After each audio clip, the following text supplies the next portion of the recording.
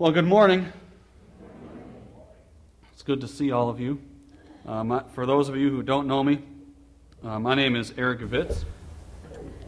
A few weeks ago, we were eating dinner, my kids and I and my wife, and the kids were commenting on how they had small plates with small portions, and I had a big plate with larger portions. And Ellie, on a few occasions, Ellie's our middle daughter, I should say. Claudia is now 9, Ellie is 7, and Sydney is 5.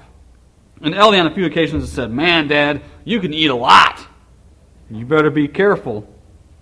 Well, on this night, I was explaining that my portion was large because I was an adult, and their portions were smaller because they were children. And anyway, I was muttering something about a finely tuned machine when Ellie got down from her chair.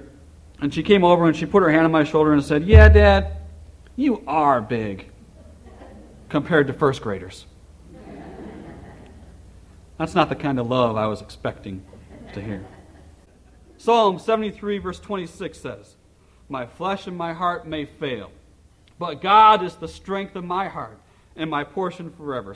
Paul says in 2 Corinthians chapter 1 verse 4, "The Lord comforts us all in all our trouble, so that we can comfort those in any trouble with the comfort we ourselves have received from God." And then in chapter 142, verse 3 says, "When my spirit grows faint within me, it is you who know my way." A shipwreck in a furious storm. And the only survivor was a little boy who was swept up by the waves onto a rock. And he sat there all night long until the next morning. He was spotted and rescued, and they asked the little boy, did you tremble while you were on the rock all night long?" And the boy said, "Yes, I trembled all night, but the rock didn't." Often, life's challenges leave us feeling powerless, drained of the very thing we need to grasp, that we are nevertheless loved. It's difficult to feel God's love when burdens are heavy. We say, "It hurts, God. Where are you?" He's right here. And he said in John chapter 16, verse 33, Jesus said, "I have told you these things so that in me you may have peace.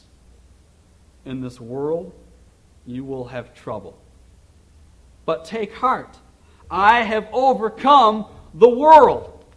I've overcome the world, Jesus said. Let's imagine, if you will, we had to tell someone how to walk to California.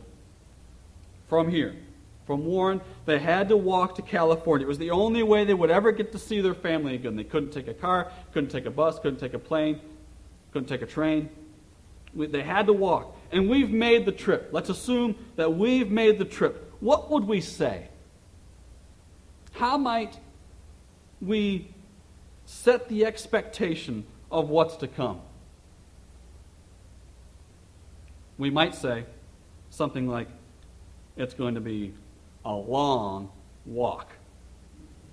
So make sure you're prepared." What do we have in common with the grave?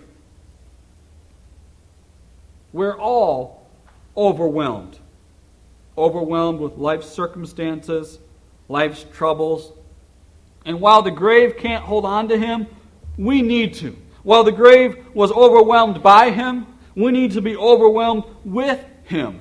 If Jesus can overcome death, man's ultimate enemy, he can overcome anything we're facing. And being mindful of that fact helps us persevere.